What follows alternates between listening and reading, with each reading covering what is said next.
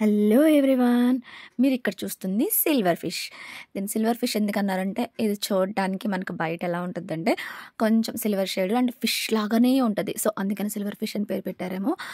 So ఇది స్వీడన్లో అయితే నాకైతే ఫస్ట్లో వచ్చేటప్పుడు చాలా భయం వేసింది, ఏంటి ఇది అని చెప్పేసి ఇలానే ఒక ఫోటో తీసి నేను వేరే వాళ్ళని అడిగితే వాళ్ళు చెప్పారు, మీరు భయపడే అవసరం లేదు, అదేం చెయ్యదు, మనకి హాని చెయ్యదు అని చెప్పారు వాళ్ళు, ఇక్కడ వాళ్ళు స్వీడిష్ ఆమె.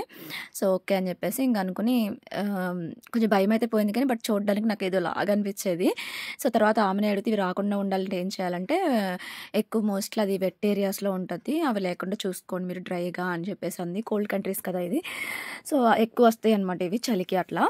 అండ్ నెక్స్ట్ ఇవి ఏంటిది, ఇవి ఎక్కువ ఏంటంటే ఇది డస్ట్ని తింటుంది, పేపర్స్ని తింటుంది, సో ఎక్కువ డస్ట్ ఏరియాస్లో ఎక్కువ ఉంటుంది ఇది.